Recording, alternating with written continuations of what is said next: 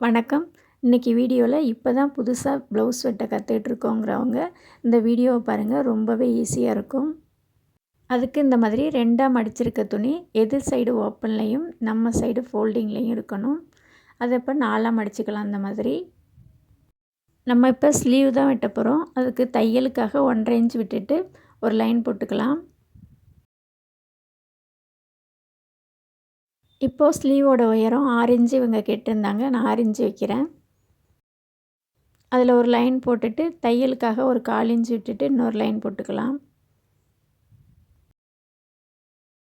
அதை அப்படியே தையல் லைனோட கட் பண்ணி தனியாக எடுத்துக்கலாம்.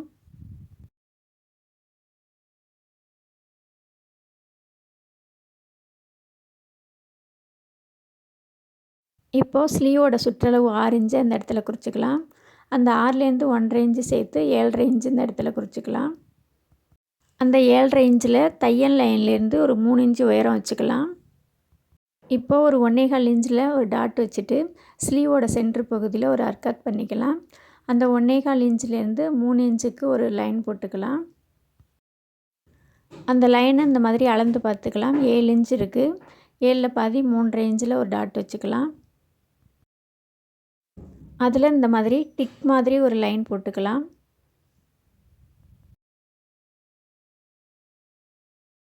டிக் மாதிரி போட்ட கேப்பில் 1/2 இன்ச் இருந்தால் கரெக்டாக இருக்கும். இப்போது அந்த 3 இன்ச்சிலேருந்து சுற்றளவுக்கு ஒரு லைன் போட்டுக்கலாம். அதிலேருந்து 1.5 இன்ச் விட்டுட்டு இன்னொரு லைன் போட்டுக்கலாம் தையலுக்காக.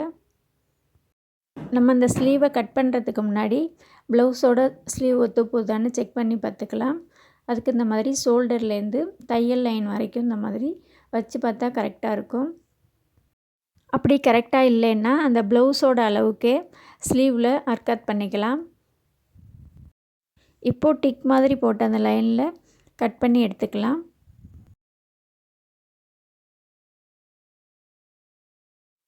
எக்ஸ்ட்ரா துணியும் இந்த மாதிரி கட் பண்ணி எடுத்துடலாம்.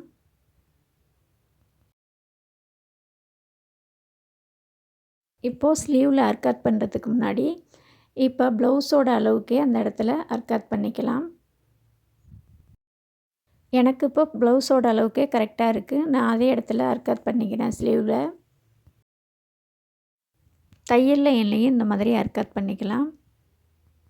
ஒவ்வொரு ஸ்லீவில் ஒரு 1/2 இன்ச்சு முன்ன பின்ன வரும். அதுக்கு ப்ளவுஸில் என்ன அளவு இருக்கோ அதே அளவில் ஸ்லீவில் அர்க்கத் பண்ணிக்கிட்டால் கரெக்டாக இருக்கும். இப்போது கை குடையிறதுக்கு இந்த மாதிரி எஸ் மாதிரி ஒரு லைன் போட்டுக்கலாம்.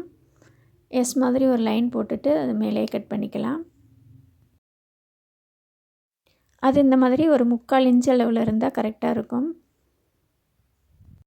ஸ்லீவோட சென்ட்ரு அர்க்கத்துலேருந்து தையல் அர்க்கத் வரைக்கும் தான் கட் பண்ணணும். அர்க்கத்தை தாண்டி கட் பண்ணக்கூடாது.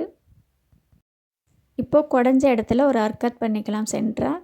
அப்போ தான் ஃப்ரண்ட்டு பகுதின்னு கரெக்டாக தெரியும்.